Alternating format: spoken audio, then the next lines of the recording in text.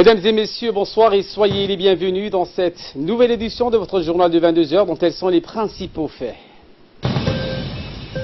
L'ONEAD rassure la population qu'il ne s'agit nullement de coupure due à un manque d'eau, mais tout simplement de rupture de canalisation, et ce, dans une déclaration du directeur d'exploitation technique. Et Georgeois critique pour sa décision de décorer Arsène Wenger et Claude Leroy. Voilà pour le sommaire, bienvenue sur Télé Djibouti. Suite à des coupures d'eau intervenues dans le secteur de Balbala cette semaine, l'ONEAD, l'Office national de l'eau et de l'assainissement de Djibouti, rassure la population qu'il ne s'agit nullement de coupures dues à un manque d'eau, mais tout simplement de rupture de canalisation.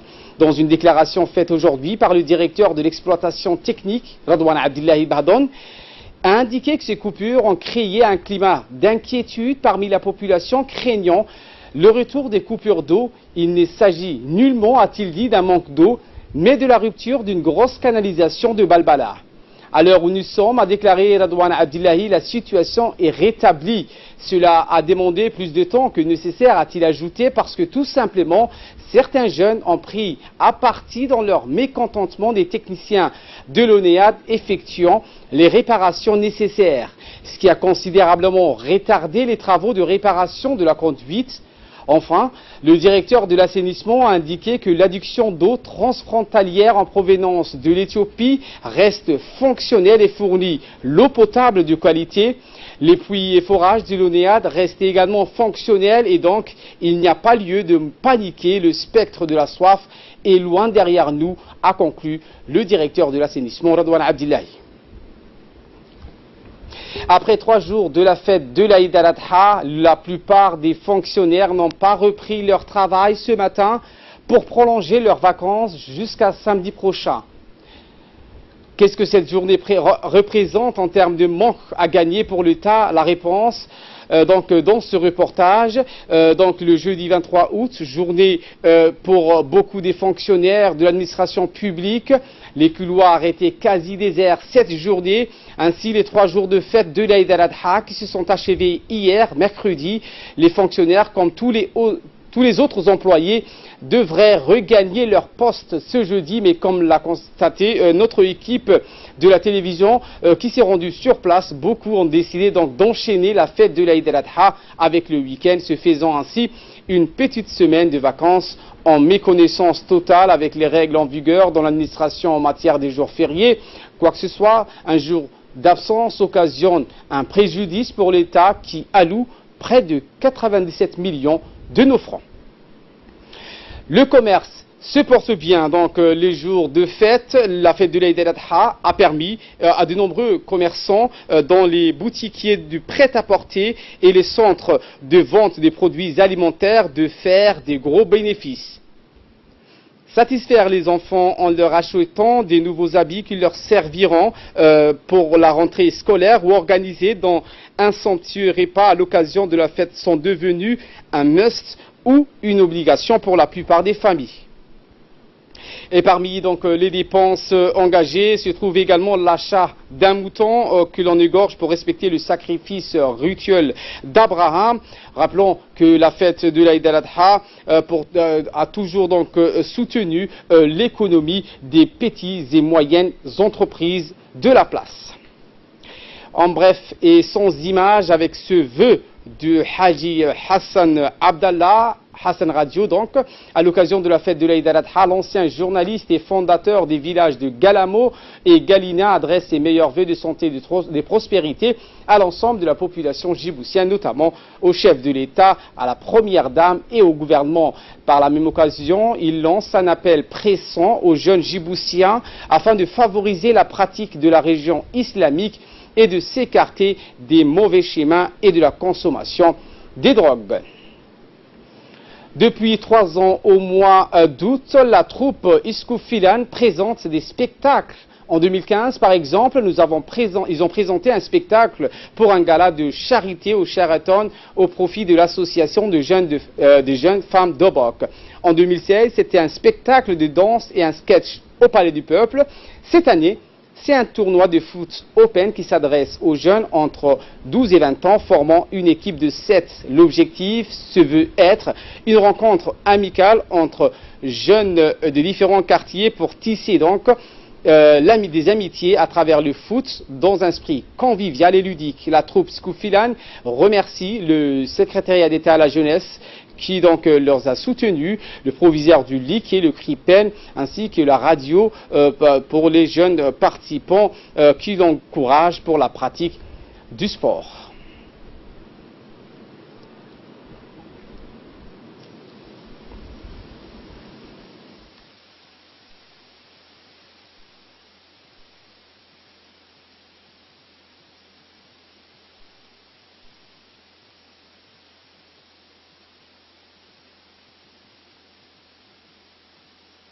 Tout le monde est content.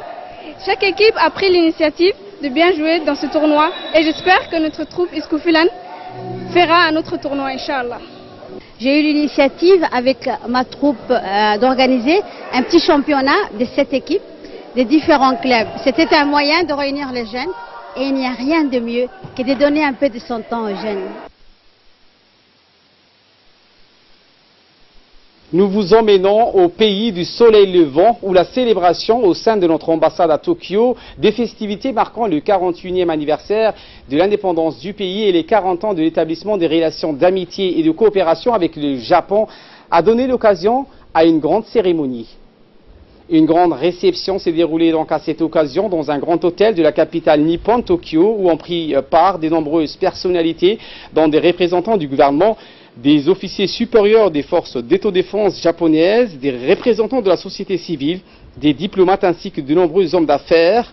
Les moments forts de ces célébrations furent d'abord les 2 hymnes nationaux chantés par Madame Reiko Awazu, une grande amie de Djibouti, en compagnie des 8 adolescents djiboutiens. L'ambassadeur de Djibouti, Ahmad Ali Ta'ali, a ensuite souhaité la bienvenue aux convives. Il a rappelé dans son discours l'excellence des relations entre le Japon et Djibouti, mais aussi la multiplication des liens dans de nombreux domaines tels que la santé publique, le sport ou encore le commerce.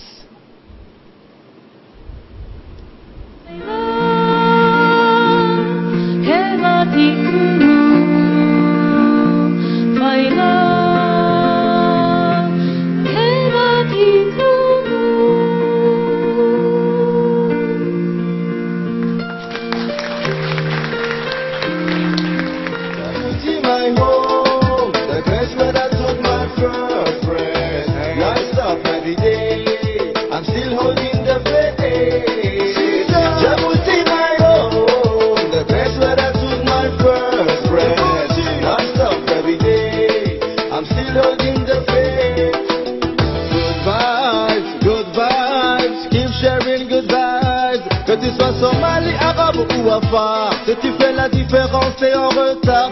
En mettant en valeur notre histoire, ça nous empêche pas d'aller ailleurs pour voir. Dans l'unité, on va décrocher notre part. Tu pour nous rendre nos cultures et nos arts. La soirée était juste magnifique en un seul mot.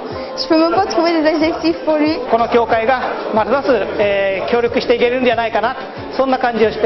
Tonight was beautiful and I really proud of Djibouti nation and Djibouti ambassador Alaitosa. Cette soirée est une soirée, je peux dire, réussie parce que les amis de Djibouti, le Japon, se sont retrouvés pour célébrer le 40e année de l'indépendance de Djibouti et le 40e anniversaire de relations diplomatiques entre Djibouti et le Japon, qui partagent des valeurs de paix, de solidarité, et c'est ainsi que, basé sur ces valeurs, nous cherchons à consolider les relations existantes entre le Japon et Djibouti. Nécrologie pour clore l'actualité nationale avec la disparition de feu Abbas Mohamed Hassan, local général de Koutabouya, survenu le mercredi 22 août à l'hôpital de Dikil. Le préfet de la région de Dikil, Mohamed Cheikhou, adresse en son nom personnel et au nom de tous les Dikilois ses condoléances les plus attristés. Le ministre de l'Intérieur Hassan Omar, M. Ougoura Kifli Ahmed, le président du conseil régional Abdelrahman Younis, le sultan de Gobaad Habib Mohamed Louita, les élus locaux ainsi que l'ensemble des parlementaires de la région ont également adressé leurs sincères condoléances à la famille du défunt. Né en 32 à Saïla, le défunt laisse derrière lui 3 épouses, 20 enfants, 56 petits-enfants. Grand chef coutumier et gardien des lois traditionnelles, le défunt Abbas Mohamed Hassan était apprécié pour sa sagesse et ses qualités à œuvrer pour le rapprochement des communautés vivant dans la zone de Gobaad. La disparition de feu Abbas Mohamed Hassan est une grande perte qui laisse un grand vide au sein de la population de la région de l'Unité. Nous prions le Très-Haut d'accorder au défunt sa miséricorde et de l'accueillir dans son paradis éternel. Inna lillah wa inna ilayhi raji'un. Et de là, nous passons à ce qui fait la une à travers les mondes avec Fardous Hussein qui nous a rejoint sur ce plateau. Bonsoir Fardous. Bonsoir Ali. Et nous commençons avec ces tractations entre les États-Unis qui taxent à nouveau donc les produits chinois. À 25% plus précisément Ali, les États-Unis et la Chine ont ouvert aujourd'hui un nouveau chapitre de leur guerre commerciale avec la mise en place par les deux parties de droits de douane allant de 25% sur 16 milliards de dollars de marchandises.